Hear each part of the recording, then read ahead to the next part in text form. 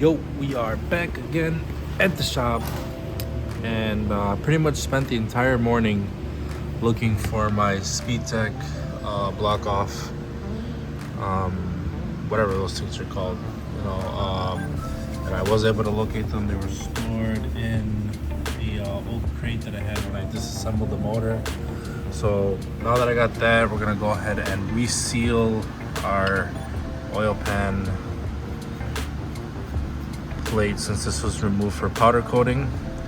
I'll go ahead and throw some RTV. I'm gonna use the same stuff that I used on the motor here. This Mopar RTV stuff seems to be the move with this build. And then I've got my hardware here. So I'll go ahead and seal this. We'll throw this plate on, torque it down, and then I'm gonna change out the gaskets for my oil drains and feed and block off and oil feeds and everything. I did find the instruction manual. My guy Omar at that Red 135, he was able to shoot me over the images so I can clock the turbo correctly, since I did remove it for powder coating. So I'm gonna clock the turbo, change my O-rings, and then we'll go ahead and install our manifold studs, and then we can mount the turbo to the manifold.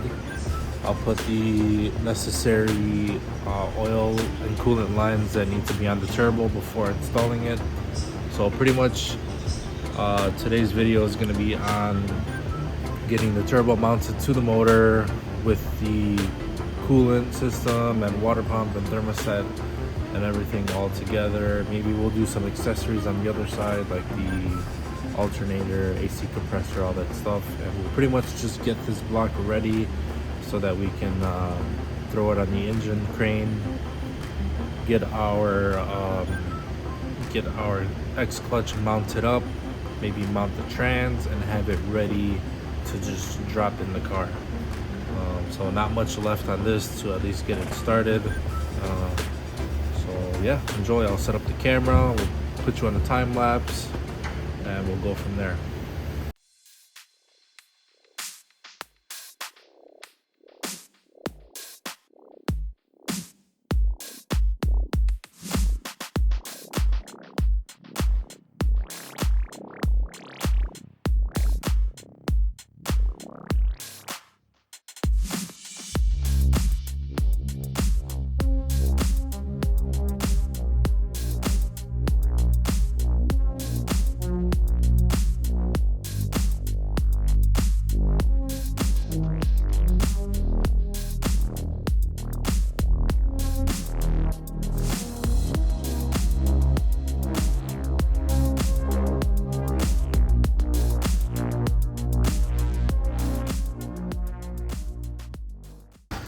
All right, so we got 3 fresh O-rings for, here are our adapters for the single turbo Speedtech kit. So this block off is a coolant block off that's gonna go up in the upper left corner. And then this middle one is gonna be our oil feed, which is gonna go right there. And then we have this is actually a coolant feed, which is gonna go up top right there. This is our oil feed, which is gonna go right there in the middle. So we'll throw some fresh O-rings on these. I've probably swapped this turbo kit into 6 different motors, and I've never actually changed these, so I think it's time to replace these O-rings, which I already removed. And I just have a little bit of break-in oil in this cap right here, which I'll dip to when we insert, so it doesn't bind up and crack or get ripped while installing. And then I've got our 2 bolts here for the uppers, and then this is our bolt for the oil feed in the middle.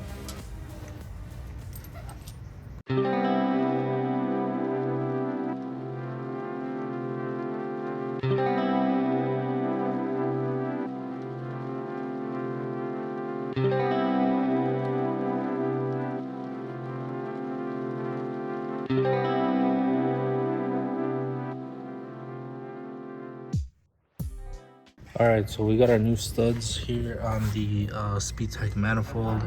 I did have to trim these 2. They were a little too long in order for it to clear the turbo.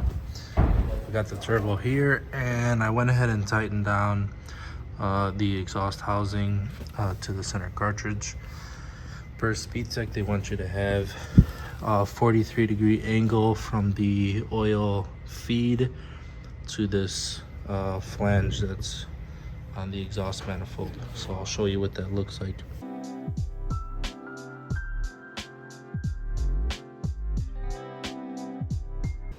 Alright, so now we're going to clock the compressor side of the housing, and what Speedtech wants you to do here is they want a 45-degree angle between the compressor and exhaust housing. So if there's a ruler going from here and one on the exhaust housing there, that angle in the middle, they want 45 degrees. So I'll go ahead and show you what that looks like right now.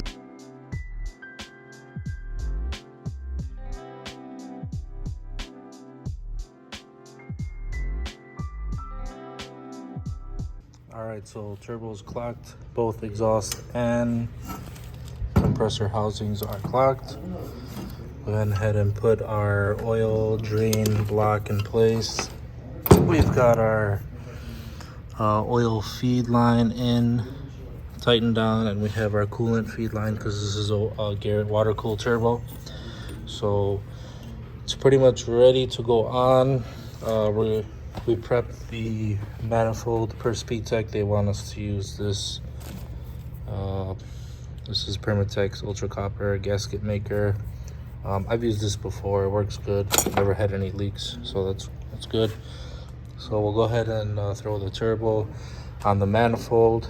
We'll tighten it down, and then we can put our gaskets in, and we'll let this dry while we put our water pump and water jacket on, and then we'll throw the turbo on the block.